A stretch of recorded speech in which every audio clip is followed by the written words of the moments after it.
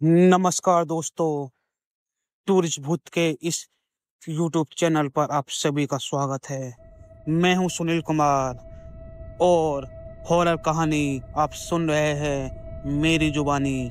दोस्तों, आज मैं आप लोगों के लिए खौफनाक, डर और सस्पेंस से भरी कहानी लेकर आया हूं, वो भी हॉन्टेड फॉरेस्ट के बारे में। कहानी बहुत डरावनी है, इसलिए आप लोग इस वीडियो को अंत तक जरूर देखें, क्योंकि डर का एहसास इसी चैनल पर होता है। और आपसे एक निवेदन है कि मेरे चैनल को आपने सब्सक्राइब नहीं किया है तो कर देना और वीडियो को लाइक भी करना।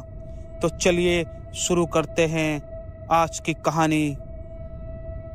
मैं और मेरे दो दोस्त राकेश और अनुज हमेशा से ही रोमांच के शौकीन रहे हैं। इस बार हमने सोचा कि क्यों ना एक जंगल की सैर पर जाया जाए।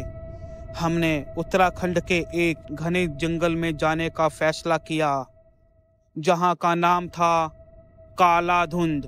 कहा जाता है कि वहां कई अजीब घटनाएं होती है, लेकिन हमें तो बस रोमांच की तलाश थी। हमने अपने बैंक बैलेंस चेक किए, उसमें कुछ रुपए थे। बैंक अकाउंट से हमने पैसे निकाले। उसके बाद अपना बैग पैक किया और एक लंबी ड्राइव के लिए निकल पड़े। एक लंबी ड्राइव के बाद जंगल के किनारे पहुंचे। सूरज ढल चुका था और हवा में एक अजीब सी बदबू थी। सन्नाटा भी था, लेकिन हमने तंबू लगाया और आग जलाने की तैयारी करने लगे। अनुज ने कहा कि इस जंगल में रात को अजीब अजीब आवाजें आती है। राकेश हंसते हुए बोला, बस डरपोक लोगों की बातें हैं, हम यहाँ मस्ती करने आए हैं, डरने नहीं। हमने आग जलाकर खाना पकाया और हंसी मजाक करने लगे। रात धीरे धीरे गहरी होती गई और जंगल का सन्नाटा और घना हो चुका था। अचानक एक चीख जैसे आवाज सुनाई दी। हम सब चौंक गए। क्या ये वाकई किसी जानवर की आवाज थी? सब हम दोनों सोचते हुए एक दूसरे से पूछने लगे। राकेश ने हंसते हुए कहा, अरे कुछ नहीं, शायद कोई जंगली जानवर होगा। लेकिन अनुज के चेहरा पीला पड़ चुका था। नहीं, ये कुछ और है, हमें ध्यान रखना चाहिए। रात बीतने लगी और हम सोने की तैयारी करने लगे। तंबू में घुसते ही हमें फिर से वो चीख सुनाई दी, लेकिन इस बार और भी करीब से। हम सबके दिल की धड़कन तेज हो गई। क्या सही में कोई जानवर हो सकता है? राकेश ने पूछा। अब उसकी आवाज में भी डर लग रहा था। हमने तय किया कि हम बारी बारी से पहरा देंगे। सबसे पहले राकेश पहरेदारी करने लगा, जबकि मैं और अनुज सोने की कोशिश करने लगे, लेकिन नींद कहाँ आने वाली थी। थोड़ी देर के बाद राकेश तंबू के अंदर घुस आया और बोला, मुझे कुछ अजीब सी हरकतें दिख रही है, जैसे कोई हमारी ओर बढ़ रहा है। हमने तंबू से बाहर झांका तो देखा चारों ओर घना अंधेरा था। अचानक एक परछाई हमें तंबू के पास से गुजरी। हमारी सांसें रुक गई। हमने हकलाते हुए पूछा, क्या था वो? लेकिन हमें यहाँ से निकलना चाहिए, अनुज ने कहा। हमने जल्दबाजी में अपना सामान समेटा और जंगल से बाहर निकलने की कोशिश करने लगे, लेकिन अंधेरे में रास्ता ढूंढना बहुत मुश्किल हो रहा था। अचानक हमें एक पेड़ के नीचे चमकती हुई चीज दिखी। पास जाकर देखा तो वो एक पुरानी डायरी थी। मैंने उसे उठाया और पढ़ना शुरू किया। टॉर्च की रोशनी में डायरी में लिखा था, मैं और मेरे दोस्त इस जंगल में आए थे। रात को हमें अजीब अजीब आवाजें सुनाई दी। हमें लगा कि कोई हमारा पीछा कर रहा है, और तब हमने समझ में आ गया कि हम इस जंगल से बाहर नहीं जा सकते। डायरी का आखिरी पन्ना खून से सना हुआ था। हमने महसूस किया हमें भी वही अनुभव हो रहा था। हमारे पैर एक ही जगह जैसे जम गए और दिल की धड़कन तेज हो गई।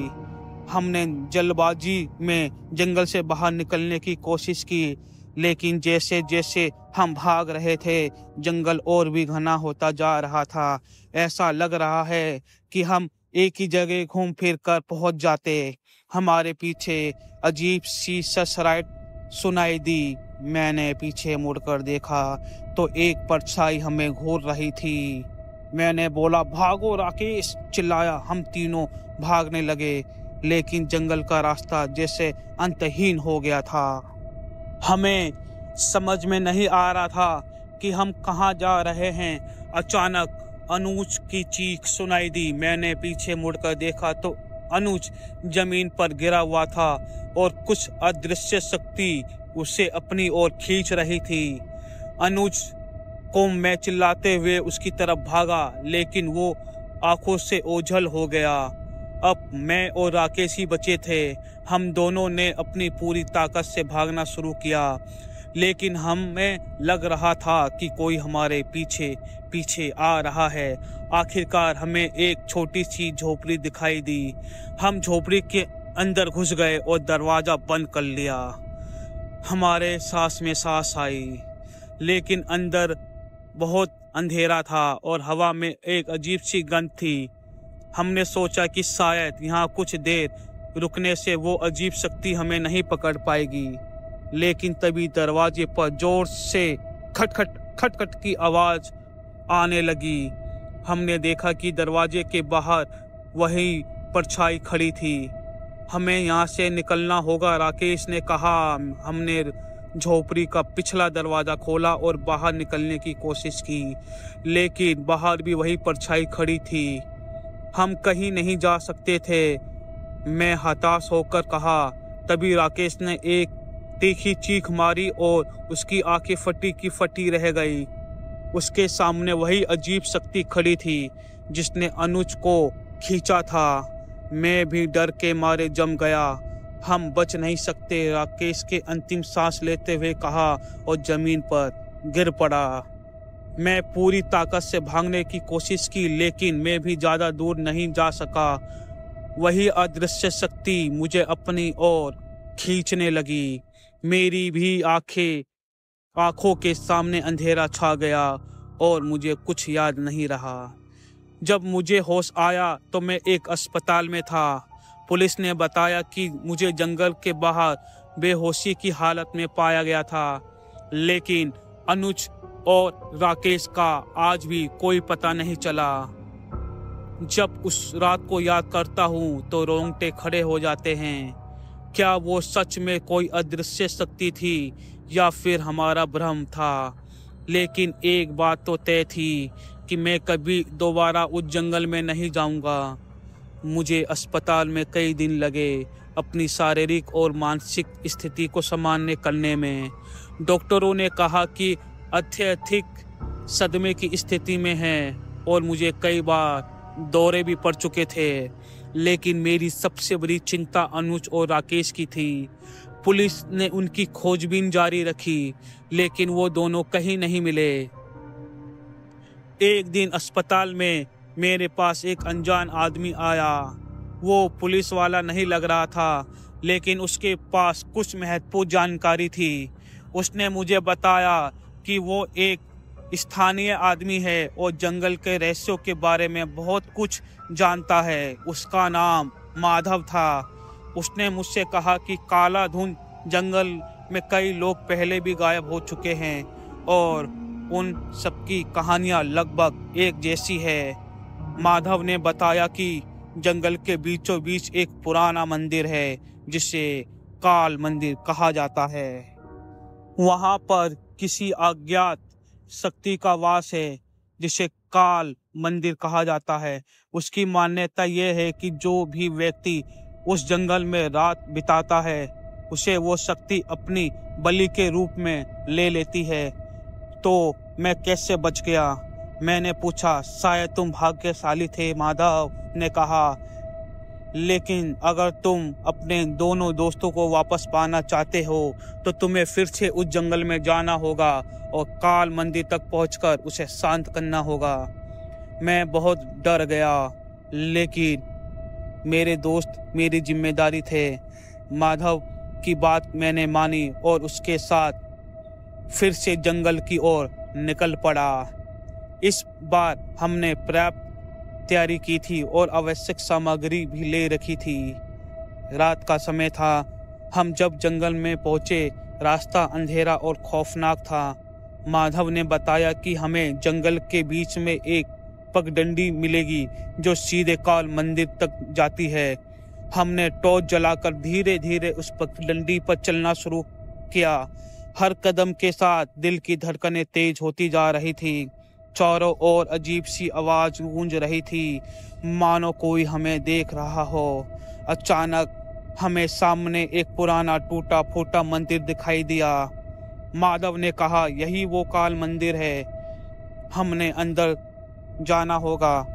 हम मंदिर के अंदर गए तो वहां का माहौल और भी भयानक था। चारों ओर धूल और मकड़ी के जाले थे। मंदिर के बीच में एक पुराना पत्थर का वेदी था जिस पर खून के धब्बे थे। मैंने महसूस किया कि हमारे चारों ओर की हवा और भारी होती जा रही थी। अचानक मंदिर के कोने से एक अजीब सी आवाज आई। हम सब चौंक गए। मैंने देखा कि राकेश और अनुज वहीं बंधे हुए थे, लेकिन उनकी आंखें खुली नहीं थी। माधव ने कहा, हमें जल्दी करनी होगी। हमने जल्दी से उन्हें छुड़वाने की कोशिश की, लेकिन तभी मंदिर की मूर्ति हिलने लगी। एक भयानक आवाज गूंजने लगी, जैसे कोई अदृश्य शक्ति हमसे बात कर रही हो। तुम लोग यहाँ क्यों आए हो?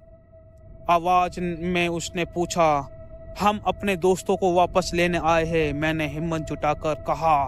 ये जंगल उनका है और अब तुम्हारी भी आवाज गूंजती रही। मैंने महसूस किया हमें इस शक्ति को शांत करना होगा। माधव ने एक छोटी सी पोटली निकाली जिसमें कुछ जड़ी बूटियां और पवित्र राख थी। उसने वो वेदी पर छिड़का और मंत्र पढ़ने लगा। अचानक आवाजें बंद हो गई और एक तीर रोशनी फैल गई। धीरे धीरे राकेश और अनुज की आंखें खुली। वो बेहोशी की स्थिति से बाहर आने लगे। हमने जल्दी से उन्हें उठाया और वहां से बाहर निकल गए। जैसे ही हम मंदिर से बाहर निकले, जंगल का माहौल सामान्य होने लगा। हम सब ने जल्दी जंगल से बाहर निकलने की कोशिश की और इस बार रास्ता भी साफ दिखने लगा था। सुबह होते होते हम जंगल के बाहर पहुंच गए। पुलिस ने हमें देखा और तुरंत हमारी मदद की। राकेश और अनुज को अस्पताल ले गया। वहां अस्पताल में भर्ती कराया और धीरे धीरे वो भी ठीक होने लगे। इस घटना के बाद मैं और मेरे दोस्तों ने कसम खाई कि कभी भी किसी भी खतरनाक रोमांच के पीछे नहीं जाएंगे। वो रात हमारी जीवन की सबसे भयानक रात थी और वो जंगल हमारे लिए एक खौफनाक याद बनकर रह गया। काला धुंध जंगल के रहस्यों को हमने सुलझा लिया था, लेकिन उस अदृश्य शक्ति का खौफ हमेशा हमारे दिलों में बसा रहा। आज भी जब भी रात को मैं अकेले होता हूँ तो उस अजीब आवाज और उस भयानक आंखों की याद आ जाती है जो हमें घूर रही थी। उस भयानक रात के बाद हम सभी ने धीरे धीरे अपनी सामान्य जिंदगी की ओर वापस लौटने लगे, लेकिन काला जंगल की यादें हमारे दिल और दिमाग से कभी मिट ना सकी। खासकर रात में जब सब कुछ शांत हो जाता है तो मुझे ऐसा लगता है कि कोई मुझे देख रहा है आज भी। एक दिन कुछ महीने बाद मुझे माधव का फोन वापस आया। उसने बताया कि जंगल में फिर से कुछ अजीब घटनाएं होने लगी है। वहाँ के स्थानीय लोग आज भी डर के मारे जंगल में वापस नहीं जा सकते। उसने मुझे और मेरे दोस्तों को तुरंत मिलने के लिए बुलाया। हम तीनों माधव से मिलने आए। वो चिंतित लग रहा था। उसने कहा, काल मंदिर की शक्ति फिर से सक्रिय हो गई है। शायद हमने जो किया था वो अस्थायी था। हमें फिर से वहां जाकर इस समस्या को हमेशा के लिए सुलझाना होगा। मैं और मेरे दोस्त पहले ही बहुत डरे हुए थे, लेकिन हमें पता था कि अगर हम इस रहस्य को नहीं सुलझाएंगे तो और लोगों की जान जा सकती है। उस खतरनाक शक्ति के शिकार बहुत सारे लोग हो सकते हैं। हम सब ने मिलकर फिर से जंगल में जाने का फैसला किया। हमने इस बार बहुत अधिक तैयारी की, स्थानीय लोगों से मदद मांगी और उनके साथ कई औजार, पवित्र वस्त्र और सुरक्षित उपकरण लेकर जंगल में दाखिल हो गए। जंगल में दाखिल होते ही हमें फिर से वो अजीब सी आवाज सुनाई देने लगी, लेकिन इस बार हम तैयार थे। रात के अंधेरे में हम काल मंदिर की ओर धीरे धीरे बढ़ते जा रहे थे। जैसे जैसे हम मंदिर के करीब पहुंचे, हमने महसूस हुआ कि वहां की शक्ति बहुत ज्यादा बढ़ चुकी थी। मंदिर के अंदर पहुंचते ही हमें चारों ओर अजीब सी परछाई दिखने लगी। हमें महसूस हुआ कि हम समय के साथ दौड़ रहे हैं। माधव ने हमें बताया कि हमें मंदिर के बीच में जाकर एक विशेष अनुष्ठान करना होगा। इस अनुष्ठान से उस अदृश्य शक्ति को हमेशा के लिए शांत किया जा सकता है। हमने जल्दी से तैयारी शुरू की और अनुष्ठान शुरू किया। जैसे ही माधव ने मंत्र पढ़ना शुरू किया, चारों ओर की हवा भारी होने लगी थी और मंदिर में मूर्तियां हिलने लगी। सारी की सारी डरावनी परछाई हमारे चारों ओर घूमने लगी। अचानक एक तीव्र रोशनी फैल गई और भयानक आवाज गूंजने लगी। तुम लोग फिर से यहाँ क्यों आए हो? आवाज में उसके गुस्से में मैंने पूछा। हम तुम्हें शांत करने आए हैं। माधव ने पूरा विश्वास मना लिया था। माधव ने अपने मंत्रों को और तेज कर दिया। रोशनी भी तीव्र हो गई और मंदिर में भूकंप जैसे महसूस होने लगा। परछाई और भी तेजी से घूमने लगी। हमने अपने दिल की धड़कन को और भी तेज महसूस किया। एक भयानक चीख गूंजी और फिर सब कुछ शांत हो गया। रोशनी गायब हो गई और मंदिर में सिर्फ हम और माधव ही थे। हमने महसूस किया कि वह अदृश्य शक्ति शांत हो चुकी है। माधव ने हमें बताया कि अनुष्ठान सफल रहा और अब कोई भी इस जंगल में सुरक्षित आ जा सकता है। हमने जल्दी से वहां बाहर निकलने का फैसला किया और सूरज की पहली किरण के साथ हम जंगल से बाहर आ गए। ये हमारी आखिरी और सबसे बड़ी चुनौती थी। उस रात ने हमें सिखाया कि हर रहस्य का सामना करना आसान नहीं होता, लेकिन साहस और विश्वास से हम किसी भी मुश्किल को पार कर सकते हैं। काला जंगल की कहानी अब सिर्फ एक डरावनी कहानी बनकर रह गई थी, जिसे हम कभी भुला नहीं सकते। हमने माधव का धन्यवाद कहा और वापस अपने शहर लौट आए, लेकिन उस जंगल की यादें हमेशा हमारे दिल में बसी रही। हर बार जब हम किसी रोमांचक यात्रा की योजना बनाते हैं तो काले जंगल की याद हमें सताती है और एक चेतावनी देती है। कभी कभी रहस्य को रहस्य ही रहना चाहिए। और इस तरह हमारी जिंदगी में एक नया अध्याय शुरू हुआ। लेकिन काला जंगल की वो रात और उस खौफनाक जो हमारे साथ बीता हमारे दिलों में हमेशा के लिए बसा। काला जंगल की वो भयानक यात्रा भले ही समाप्त हो गई हो, लेकिन उसके बाद हमारे जीवन में कई अनसुलझे प्रश्न रह गए थे। माधव ने हमें समझाया था कि वो शक्ति शांत हो चुकी है, परंतु हम पूरी तरीके से निश्चित नहीं हो सके। कुछ महीनों के बाद मैं अपने घर पर अकेला बैठा हुआ था और अपनी उस पुरानी डायरी को देख रहा था जो हमें जंगल में मिली थी। मैंने उसे फिर से पढ़ना शुरू किया। हर पन्ना जैसे एक नई कहानी बोल रहा था, कह रहा था। अचानक मुझे डायरी के एक पन्ने पर एक नया संदेश दिखा। ये संदेश पहले नहीं था। उसमें लिखा था, ये खत्म नहीं हुआ है, तुम्हें फिर से लौटना होगा।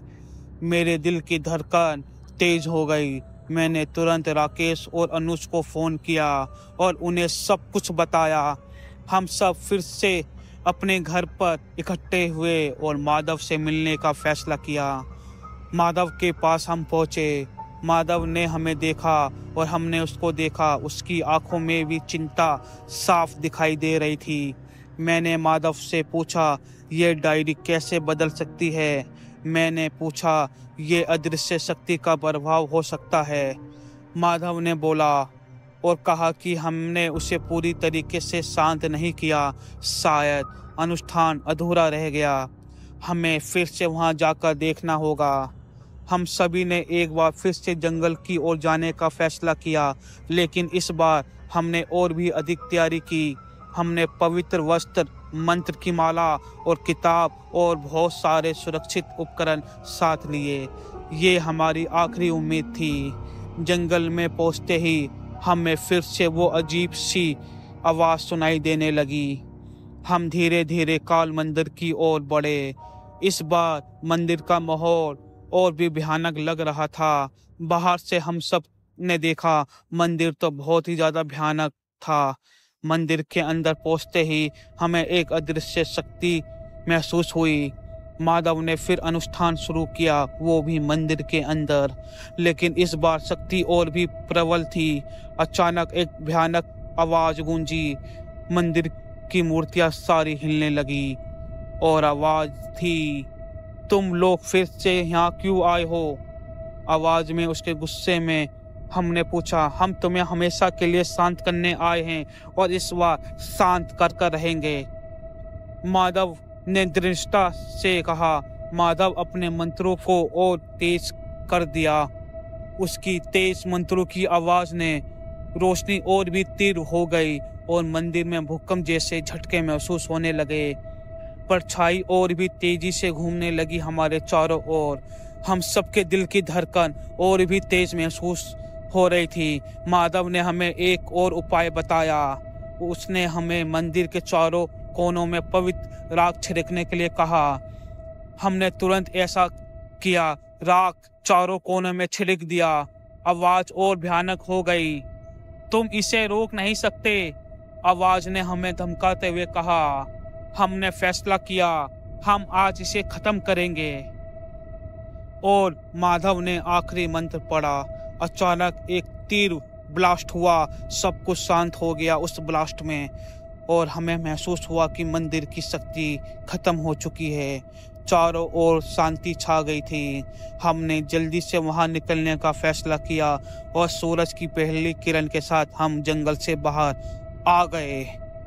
इस बार हमें विश्वास था कि हमने उस अदृश्य शक्ति को हमेशा के लिए खत्म कर दिया है। हम सब ने माधव का धन्यवाद किया और वापस अपने शहर, अपने जीवन में लौट आए।